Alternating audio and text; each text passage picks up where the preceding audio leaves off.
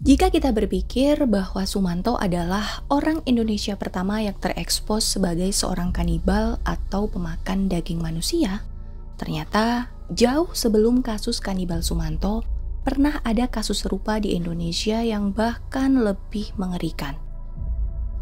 Yaitu kasus tentang Mbah Jiwo yang terjadi di tahun 90-an dan kasus Japikir Sinaga pada tahun 70-an.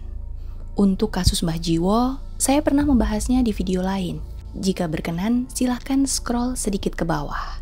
Karena video kali ini, saya akan membahas tentang Japikir Sinaga. Kejadian ini berlangsung pada tahun 1972, di mana waktu itu, di era 70-an, berita-berita kriminal cukup dibatasi oleh pemerintah. Apalagi stasiun TV yang ada hanya TVRI. Di mana TVRI sangat selektif menyaring apapun yang disiarkan ke masyarakat. Selain itu, TV juga masih menjadi barang yang sangat langka. Bahkan bisa dibilang, hanya orang yang sangat kaya saja yang punya televisi di rumahnya. Itulah kenapa cerita tentang kejadian mengerikan ini hanya beredar dari mulut ke mulut. Jadi ceritanya di tahun 1972 di sebuah kampung di pinggir pematang siantar Sumatera Utara, ada seorang pria yang bernama Japikir Sinaga. Japikir yang kala itu berusia 21 tahun, sehari-hari membantu pekerjaan ayahnya yang bernama Janiargo Sinaga sebagai petani. Selain itu, dia juga bekerja di sebuah tempat penggilingan padi. Japikir juga suka bergaul dengan siapa saja. Bahkan kemudian dia punya pacar bernama Santi Butar-Butar. Tapi rupanya, walaupun hubungan mereka sudah cukup dekat, kedua orang tua Japikir tidak begitu suka dengan Santi. Menurut mereka, sosok Santi yang gaul dirasa kurang cocok untuk dijadikan istri.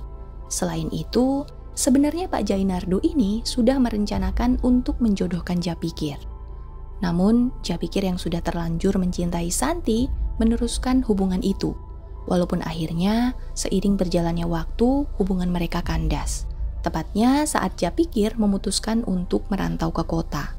Karena kan waktu itu belum ada sarana komunikasi yang memadai ya. Belum ada HP, telepon umum juga masih merupakan hal yang langka.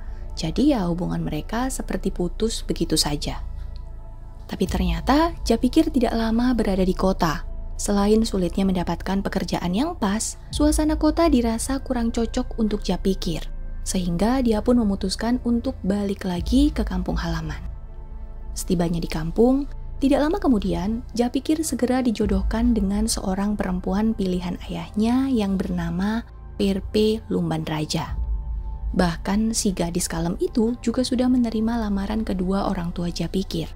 Karena diam-diam, ayah Japikir ini memang sudah lama ingin menjodohkan anaknya dengan Perpe.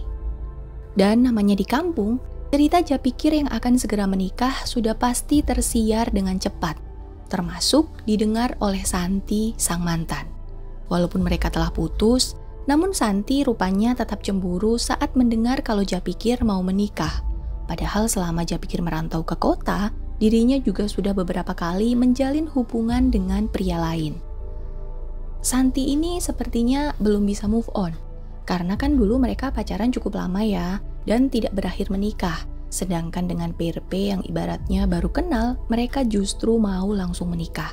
Jadi si Santi ini semacam tidak terima diperlakukan seperti itu. Dan Santi adalah tipe cewek yang cukup frontal untuk menunjukkan rasa marahnya.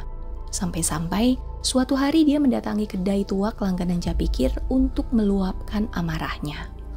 Japikir yang kala itu sedang asik minum bersama teman-temannya, kaget saat Santi tiba-tiba datang ke mejanya dan membentaknya. "Heh, Pikir, seenaknya saja kau mau menikahi Perpe. Bagaimana dengan aku? Bagaimana dengan hubungan kita, hah?" bentak Santi. Wah, saat itu Japikir benar-benar marah sekaligus malu. Karena Santi membentaknya di depan semua orang yang ada di kedai tuak. "Lah, kita kan udah putus, Santi. Kenapa kau tidak terima aku menikah?" bela Japikir. Tapi bukannya mereda, Santi malah semakin marah dan semakin menjadi-jadi. Sehingga adegan itu menjadi tontonan seluruh penghuni kedai. Tapi karena tidak ingin memperkeruh suasana, Japikir pun membujuk Santi dan berjanji untuk membicarakan lagi hubungan mereka nanti.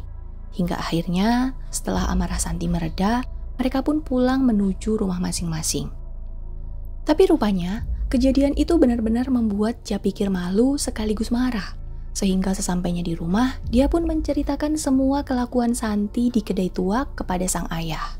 Mendengar cerita Japikir, Pak Jainar yang memang pada dasarnya tidak suka dengan Santi ikut marah. Dia benar-benar tidak terima dengan tindakan Santi kepada anaknya. Apalagi menurut Pak Jainar, kejadian ini sudah mencoreng nama baik keluarganya. Hingga akhirnya, Pak Jainar pun mulai menyusun sebuah rencana. Dan untuk memuluskan rencananya itu, dia mengajak serta menantunya yang bernama Komarudin Gultom, serta Tinus Lumban Raja, kakak Perpe. Keempat laki-laki itu pun kemudian mematangkan sebuah rencana jahat yang ditujukan kepada Santi butar-butar. Hingga akhirnya tibalah di hari eksekusi. Tepatnya di hari Kamis 4 Mei tahun 1972. Awalnya pagi-pagi buta, Japikir menjemput Santi di rumahnya dengan alasan kalau sepagi ini pertemuan mereka tidak akan diketahui oleh orang lain, dan Santi setuju. Mereka pun berjalan menuju sebuah kebun sawit sambil membicarakan hubungan mereka.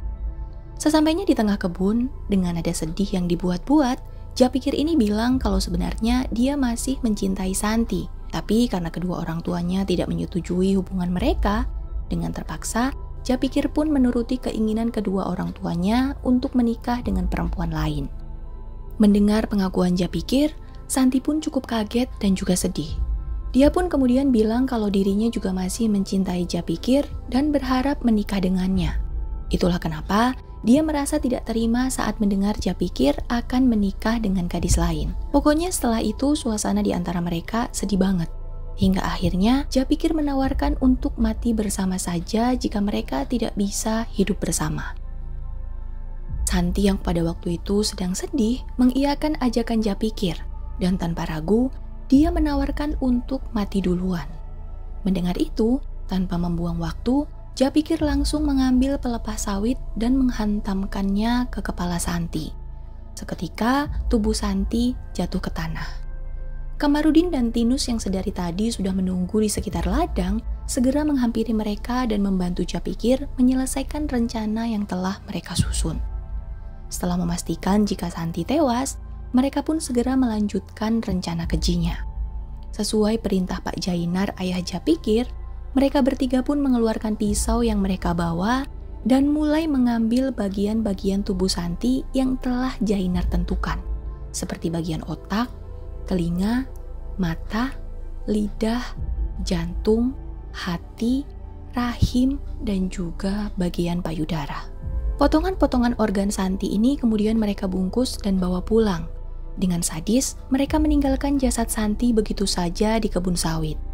Sesampainya di rumah, Jainar ayah Japikir telah menunggu kedatangan mereka dan segera memasak bagian-bagian tubuh Santi. Tidak lama kemudian, dia melakukan upacara-upacara singkat, lalu menyuguhkan masakannya kepada Japikir, Tinus, dan Kamarudin. Setelah itu, mereka berempat pun memakan masakan mengerikan itu. Menurut Jainar, hal itu harus dilakukan agar tindakan mereka yang telah menghabisi nyawa Santi tidak ketahuan. Lalu, apakah benar? Tentu saja tidak. Karena jasad Santi yang bahkan tidak berusaha disembunyikan dengan cepat ditemukan masyarakat di tengah kebun sawit. Dan berita penemuan jasad Santi ini sangat menggemparkan masyarakat sekitar Pematang Siantar. Apalagi, Santi ditemukan dengan kondisi yang sangat mengerikan dan tidak wajar. Polisi yang mendapatkan laporan mengerikan ini segera melakukan penyelidikan. Dan hasil dari investigasi mereka menggiring kepada Japikir yang diketahui sebagai mantan pacar Santi. Apalagi banyak saksi mata yang mengatakan bahwa mereka melihat Japikir dan Santi bertengkar di kedai tuak beberapa hari sebelum kejadian mengerikan ini. Japikir yang ditangkap pun segera mengakui perbuatan jahatnya dan menyebutkan 3 nama yang juga terlibat. Selain itu, polisi juga menemukan sisa-sisa potongan organ tubuh Santi yang telah berubah menjadi masakan di rumah keluarga Japikir. Di dalam persidangan, keempat pelaku sama sekali tidak menunjukkan penyesalan. Bahkan dengan bangga, mereka mengakui semua perbuatan mereka. Menurut mereka, tindakan Santi yang telah mempermalukan keluarga Sinaga pantas mendapatkan ganjaran. Atas perbuatan kejamnya itu, Japikir Sinaga, Jainardo Sinaga, Tinus Lumban Raja, dan Kamarudin Gultom dijatuhi hukuman mati.